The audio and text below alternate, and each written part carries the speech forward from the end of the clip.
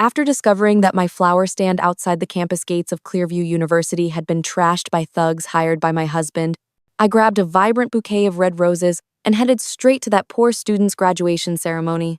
On stage, my husband, Professor Luke, with his usual warm and composed face, was bending down to place the cap on her head, smiling as they posed for photos together. In that moment, I flipped on the portable speaker I'd brought with me, my calm voice echoing through the auditorium. One husband, two wives, teacher-student bedfellows today. Roses are just $3 a bunch. Consider it a congrats gift for this happy couple.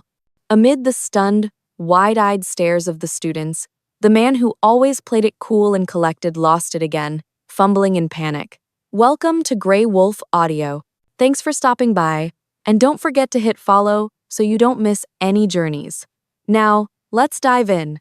That day I found out my husband was cheating was just an ordinary Friday. Luke Evergreen came home from his research group meeting but collapsed from stomach pain. His clothes reeked of spicy hot pot. Luke had chronic stomach issues and had never touched anything spicy before. I called his TA and learned a new student had joined the group that day. Luke had gone along with her suggestion to eat Chongqing-style hot pot. I just calmly advised, no big deal. Professor Luke's stomach is sensitive. Next time, don't drag him to stuff like that. The other end mumbled agreement, then hesitated. Ma'am, actually, Samantha Owens didn't even qualify to join the group. A bad feeling exploded in my gut, that weird intuition hitting hard. Luke was resting in bed now, frowning from the pain. After years together, we knew each other inside out. I easily unlocked his phone. The group chat looked normal at first, but then I saw Luke. Next study session, no dozing off. Samantha. Just got bored, that's all. Luke. Then watch me next time. Samantha. Watching you keeps me wide awake. Luke. Sure. Samantha. Professor sounds so old. Can I call you Little Luke or Luke Bro from now on? Luke. Whatever you want. Samantha. Awesome. Heart emoji. JPG. I quietly matched the profile pic. It was definitely Samantha Owens, the girl I knew. A choking feeling rose in my chest, so bad I couldn't swallow. As night fell, Luke stirred awake. I handed him a glass of hot water and set his phone down in front of him, screen still lit with their chat. Meanwhile, Samantha kept messaging. Little Luke Prof, let's do hot pot again tomorrow. Little Luke Prof, I can't write my paper, can you do it for me? I'll let you be second author. She was just a senior undergrad, not even enrolled in grad school. Logically or ethically, she had no business in Luke's master's research group. I laid it out straight. Kick her out. She knows nothing and just slows everyone down. I can pretend this never happened. 20 years of marriage, I was bending over backward to save his face. Luke's eyes fixed on the glowing screen. He squinted at me, his voice ice cold. Nora, if I hadn't married you, you'd still just be some flower girl. I'd always been the obedient wife, listening to my husband. So the next day, I tied my hair back and wheeled my flower cart right to the gates of Clearview University. On each bouquet, I carefully attached a printout of Luke and Samantha's chat logs. Over the years, I'd been in and out of Clearview so much that faculty and students knew me. As soon as I showed up, a few of Luke's former students rushed over. Mrs. Prof, why are you selling flowers today? Mrs. Prof, did something happen with you and Professor Luke? I handed one a bouquet, smiling sweetly but bitterly. Nothing much, just that your professor has another family to support on the side. Then I dropped the sarcasm. Young girls are greedy, wanting it all. I just worry he can't handle it. My malice was out in the open. And in one day, rumors about Professor Luke and his little student fling spread like wildfire. The second time I wheeled out my cart, a gang of thugs charged in, stomping all the fresh flowers flat. They barked, "Lady, someone's got a message for you. Be smart and quit." Of course, I didn't listen. That same day, I sobbed in the security office, escalated to the dean's office, and even called the mayor's hotline. Luke got called in for a talk. That night, he didn't dare linger at school and slunk home early. Nora, that's enough. I laughed coldly. Enough? This is just the start. Luke Evergreen, you did the dirt now, you're scared of it coming to light? He sighed heavily, tossing his briefcase on the sofa, his brow furrowed with dissatisfaction and blame aimed at me. Nora, if you hadn't blown this up, we could have sat down and talked like adults. Luke's eyes brimmed with disappointment. If our marriage ends, it's because you asked for it. He was blaming me for ripping off the fake peace mask on this filthy marriage. He betrayed our 20 years, yet here he was, on his high horse, judging me in his moral cloak. I was the crazy, unstable one who wrecked our family. Luke Evergreen, did I force you to cheat? He smirked coldly, his voice like a blade. Nora, you forgot? You brought Samantha Owens into this house yourself. My heart skipped, nausea surging like waves crashing in my chest. That name, Samantha Owens. The girl we'd sponsored, taken in, raised like our own for nearly 10 years. Luke Evergreen, you disgust me. That was the first time we saw each other as strangers. That night, Luke packed and left. The one with him, Samantha Owens. I sat still, smiling as I watched Luke on stage. I'd said it I wouldn't let him live in peace. The chaos was contained by security. Clearview's graduation already drew attention. Now it was headline news. Reporters' lenses swung over, students' phones up, all aimed at me and Luke. He dragged me to the faculty lounge. Nora, his initial panic flashed away, back to his calm, controlled self. Do you know what day this is? What the hell are you doing? I sneered. Of course I know graduation coincides with the university's centennial. Plenty of successful alumni from politics and business are back. More importantly, there's a key figure who could decide if Luke Evergreen gets that vice president seat. That's Elder Harlan, the dual Academy Fellow. My connection to Elder Harlan started with a single bouquet of roses I'd sold. It was on Valentine's Day that year.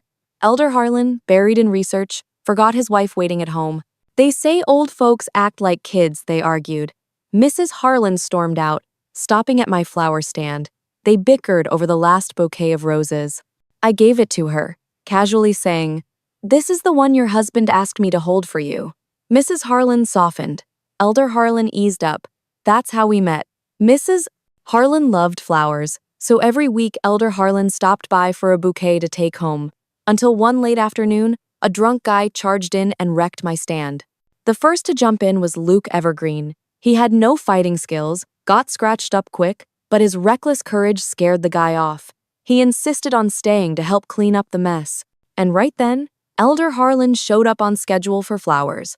Amid the chaos, Luke chatted with him about academics, research views. They hit it off despite the age gap. Elder Harlan realized this young guy was a grad student at his own school. From then on, he took Luke under his wing as a protege. After that, buying flowers for Mrs. Harlan fell to Luke. Once a week became 2 or 3, then daily. He didn't just get roses, he bought violets, my favorite. On his master's graduation day, with Elder Harlan keeping him on as faculty, Luke brought a stunning bouquet. What? Here to taunt me? I stared at the vibrant violets in his hand. Luke dropped to one knee and proposed. Everything fell into place naturally. Married, I worked from home, writing novels for a living. That's when he learned I majored in literature too. Selling flowers was just a side gig. But writing's cutthroat. I couldn't live off it alone. The flowers remain, but the man changed, leaving only a sigh of regret. Luckily, the worst thing in my life was marrying scum like Luke Evergreen, but starting over isn't too late. Nora, I'm giving you a chance, go out and explain. Luke's brows blazed with anger. I just found it laughable in this cheated-on marriage. I was the one who should be furious. But because I didn't cry weekly or whine, choosing mad revenge to free myself, the wrongdoers Luke and Samantha became the victims. I lifted my chin, sneering, "What do you want me to say? Say that the girl I raised betrayed me, that my husband and our nominal foster daughter, his student, climbed into bed together." Dim light hit his face, time-favored Luke. 20 years left few marks on this man. Nora, be smart and stop. He frowned. Ha, that line again. But where's the good in that? I see my husband cold to me. I see the girl I raised like my own in bed with him. I see their blatant malice and betrayal. Luke Evergreen, you have no right to say that to me. I laughed until tears flowed. The choke bursting, I tore off his academic robe, revealing the familiar shirt underneath. That shirt was what Samantha had bragged about buying for her boyfriend. They'd been hooking up long before. Luke Evergreen, I won't let you live easy. And Samantha, too. I'm not the type to swallow humiliation quietly. I screamed madly but clearly, I'll ruin your reputation. And her, since I pulled her from hell, I'll shove her back. I'll let her parents, everyone know the ungrateful wretch slept with her nominal foster dad. Panic flashed in Luke's eyes. He gripped my wrist, squeezing harder like crushing bones. Nora, what have you done? Pain shot through, sweat beating, but I just laughed wildly. What could I do? I leaned in, hissing each word. I just want her dead. Outside, noise swelled. Luke paled, bolting out without thinking. On the graduation stage, a middle-aged woman was cursing viciously. You slut, fox-seducing men, each word with a slap. Under her, Samantha got slapped until her face swelled, staggering. Samantha's mom's fighting spirit was impressive. Even security froze, no one intervening. Samantha's face bore red handprints, her cap and gown torn, revealing the undershirt she'd shown off to Luke days ago. What are you all standing for? Pull them apart! At the shout, security rushed in, but Samantha's mom let go easily, satisfied. As our eyes met, I nodded approvingly.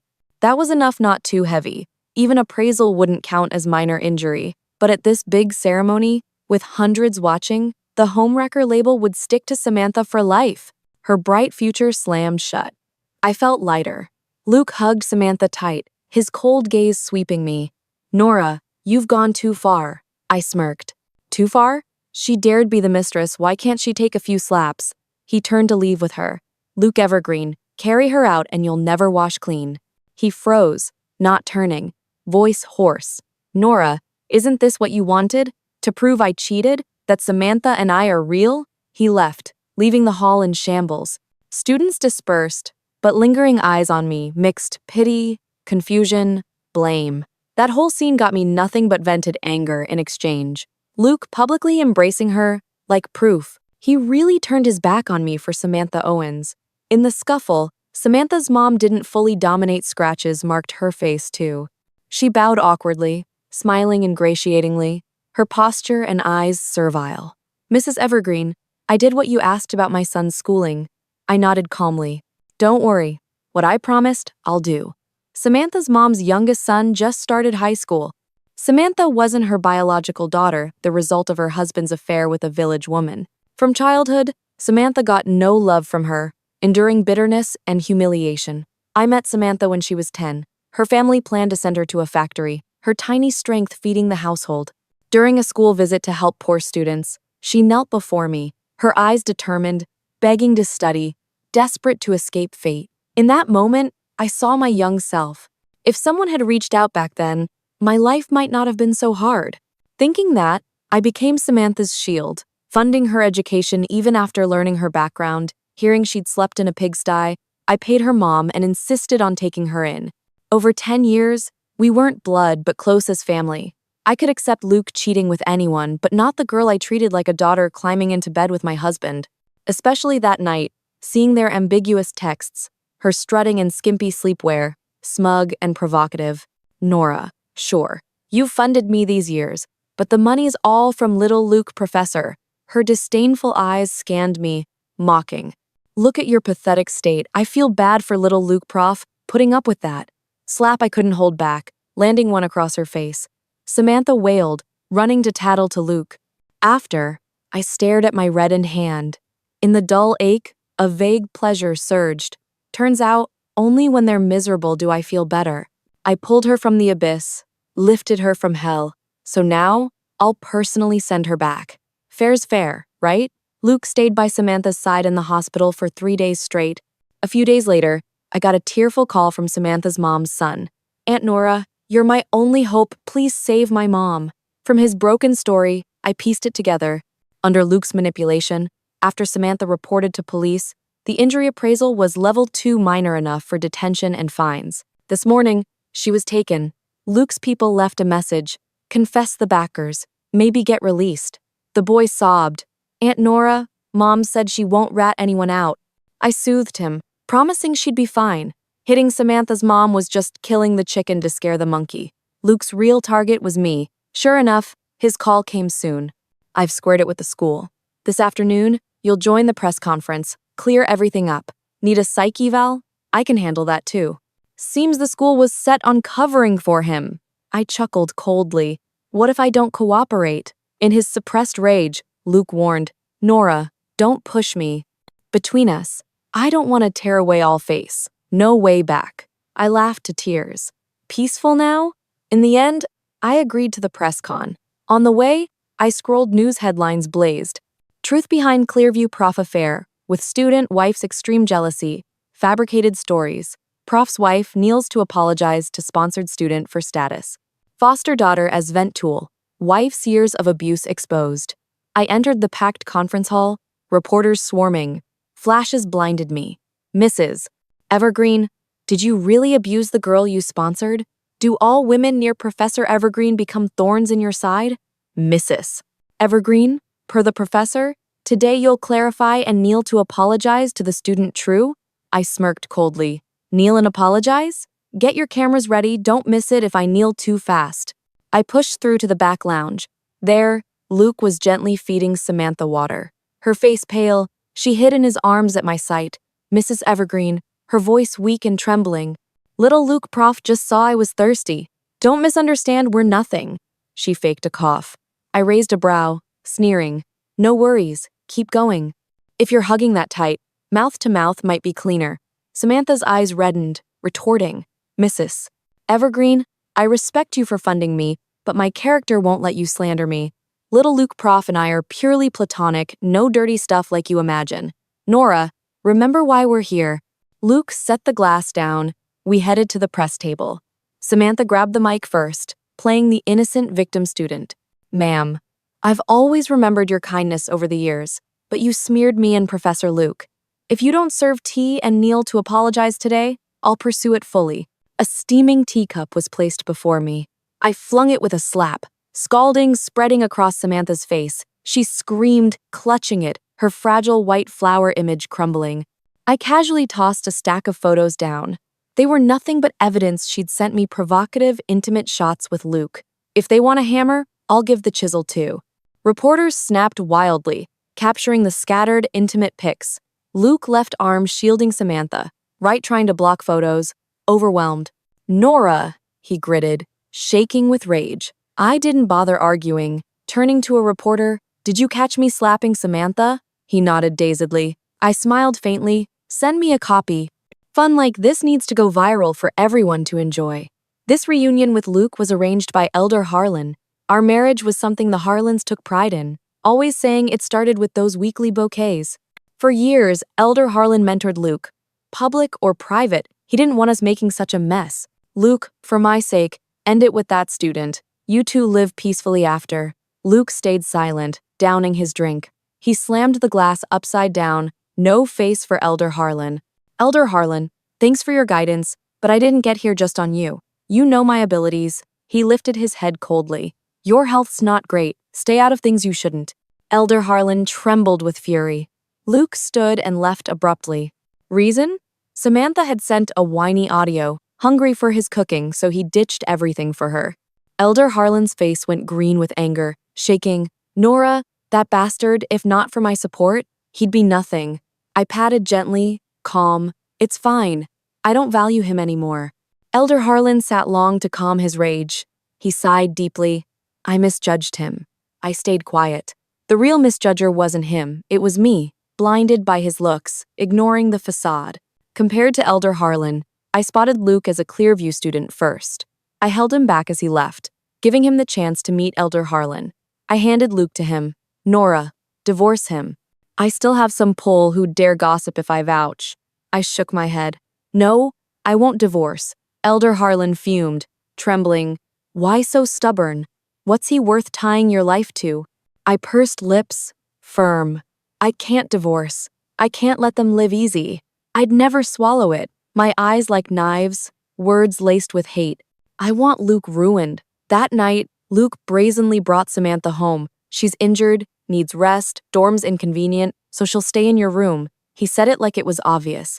I grabbed a nearby vase, hurling it at him. Shattering screech, shards flying, slicing a long gash on Luke's face, blood flowing. Amid Samantha's screams, I approached slowly. Luke Evergreen, I'm not a maid. This is my house. You want me to clear a room for your mistress? Samantha eyed his wound, heartbroken, sobbing accusations. Mrs. Evergreen, it's just a room. Does it warrant this? I said, Little Luke, Prof, and I are innocent. While you're not divorced, I wouldn't step in this house. If not for you leaking those photos, causing chaos at school, I wouldn't be shunned by roommates. Young students always think they have justice. I tucked hair behind my ear, smirking. Being a mistress isn't as easy as you think, Samantha. From the day you climbed in bed, you knew consequences. This is just the beginning. Samantha's face flushed, eyes teary, playing fragile, about to cry. Enough, Luke growled, shielding her like a bodyguard. Our mess today has nothing to do with anyone else. His eyes full of disappointment. Nora, you've changed. How ridiculous. He cheats but blames me? I laughed coldly. Changed? How? Because I'm not obedient and gentle, not soft and compliant, or because I'm not young, not giving you that fresh youth thrill like her. I gritted teeth, voice sharp. Luke Evergreen, you're a disgusting, selfish man. You want the thrill of sneaking around while I play the good wife at home as your cover. Luke raged, leaving with, Nora, you're unreasonable, you're insane. Yes, I've been crazy for a while. From the day he betrayed me, trying to pin me as the sinner, making me self-blame, self-torment, claiming the breakdown's my fault. I chose madness. I'll go all out, be vicious, drag them to hell for revenge. That night, those two shamelessly tangled in the living room. Samantha seemed to give it her all. Even with good soundproofing, those ambiguous moans pierced walls, hitting my ears fully. I sat watching the security feed, listening and observing. Talk about handing me ammo on a platter. Tonight's their 18-plus show, so tomorrow, I'll gift them something huge. Next morning, Samantha, in a sheer lace dress, glowing, blocked my path. Oh, Nora, why no makeup? You look drab, nauseating. Poor little Luke Prof, suffering like that before. She faked surprise, full sarcasm. Slap. I swung decisively, 5 red fingers on her left cheek. In my house, don't cluck like a morning hen. Annoying at dawn. Before she cried, I slapped her right. Perfect symmetrical red. For my OCD, it was satisfying. Samantha burrowed into Luke's arms, wailing. Little Luke Prof, Nora hit me, defend me. Luke frowned, eyes heavy on me. 2 against 1, no point lingering, I smartly turned and left. But at school later, his brows stayed knit. He hissed, Nora, school's not for your crazy stunts. I smirked calmly. Relax. Today's your big day, I won't mess it up. Doubt lingered in Luke's eyes. You becoming vice president lets me share the glory, right? Yes. Today was his triumph he'd swear in before all faculty and students. Gotta admit, Luke had talent. Over years, he'd won Clearview plenty of awards. No matter his scandals, the school ignored opposition, protecting his rise. He mumbled a bit, then stepped up, smug and proud. I sat below, gazing up, bitter but acknowledging my eye for people back then wasn't bad. But then, Samantha's ambiguous moans echoed through the hall from the screen behind him. Luke's smug smile froze. On screen, them entwined. Of course, I blurred the gross nudity kindly. Audience eyes shifted, scanning Luke and Samantha. Looks innocent but plays rough. Even blurred, obvious pro experience. All those tricks probably not that potent. Mocking, probing, gleeful eyes like daggers. Some recorded, posted online. Others yelled for justice, demanding Luke and Samantha's expulsion. Samantha covered her face, fleeing in panic. Chaos erupted like a beehive. Leaders fled the mess. In the crowd crush, Luke sought me. Nora, let's talk. In his office, Luke stood by the floor-to-ceiling window. My first year as dean, I installed this window because you said you liked my office open, clean. I turned away, voice suppressed. What's the point now? He sighed softly. Nothing, just reminiscing. His eyes heavy, voice low. Nora, let's stop tormenting each other. His breath heavy in the room. She's pregnant, let's divorce. I thought I'd built immunity. After all this time with Luke's affair, I figured I'd swallowed the humiliation, but no. My hands shook with fury, nails digging into flesh. Hearing divorce, my scalp tingled, body chilled. I bit my lip till blood, metallic taste filling my mouth. Long after, I found my voice. Luke Evergreen, I won't divorce. She's a mistress forever. That kid in her belly's always a bastard who can't hold its head high. I went berserk, smashing everything vase, frames, ripping his desk papers. I screamed all my resentment at Luke. In his dark eyes, I saw myself as a demon from hell. This isn't over. Whatever hospital she births in, I'll make sure everyone knows she's a homewrecker. Whatever school the kid goes to, it'll get called bastard from day one. I don't care if you die. If assets go to it as long as I live, they get no peace. I spewed the most vicious, cruel thoughts. Finally, exhausted, I collapsed on the floor. Around me, shattered vase, torn papers, my gasps. Luke remained calm, looking down coldly. Nora, he said icily, I can sue for divorce. 6 months, a year, I'll wait. I'll make Samantha the rightful professor's wife, and our son, he'll be a star, admired by all. He squatted, eye level, voice freezing. Nora, I have 100 ways to divorce you, each unbearable for you. He rubbed his temple, seeming helpless. Nora, the last person I want to hurt is you. Nauseating. That gentle line was the dirtiest I'd heard. In a way, Luke never lied. For Samantha, he pushed every legal limit.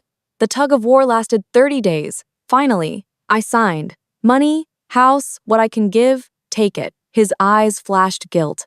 Nora, I'll compensate as much as possible, but I need you at the wedding. He wanted to buy off our 7-year marriage with his excess cash. I set one condition. Agree to go flower shopping with me at the market, and I'll sign now. Luke hesitated, used to Professor Prestige. Did he remember early mornings with me at the market, hauling heavy bundles? At 3 a.m., the flower market buzzed with buyers and sellers. Back when he learned I rose early for flowers, he joined every dawn after. Rose thorns pricked my finger, blood-staining stems. Instinctively, Luke brought it to his mouth, frowning. Nora, so clumsy how you take care of yourself later. This scene happened 7 years ago. That day, after those words, he knelt on one knee, using his first startup cash for my diamond ring. Scene same, man changed, only a wistful sigh. Nora, how'd we get here? His voice choked, eyes usually calm now, emotional. I turned, faking, wiping tears, voice trembling. Luke Evergreen, I'll divorce, attend your wedding, but you leave with nothing. That's the debt you owe. I still have to live. As expected, he nodded still. Clearview professor. My wedding presents would be another clearance. Once vice president secure, power in hand, money would follow. We signed smoothly. Next 30 days, Luke and Samantha's wedding news flooded the city. Everyone buzzed. An hour before the ceremony, I called Elder Harlan. Relax. With this old man here, your congrats gift will reach him personally. So at the wedding, I showed up glamorous. Behind me, Samantha's old crowd, parents, relatives, childhood contacts, all in custom uniforms she designed. Clothes printed with her intimate pics with exes, plus past scandals. They entered like a living exhibit, exposing Luke's pure white flower. Whispers spread. Turns out the girl he thought innocent wasn't. Nora, you did this on purpose. Samantha shrieked, voice shrill, face tear-streaked. You're slandering me, this is defamation. She clung to Luke's arm, sobbing. Little Luke, prof, I didn't, these are Nora's fabrications to frame me. I curved my lips calmly, pulling documents. I think you should see this.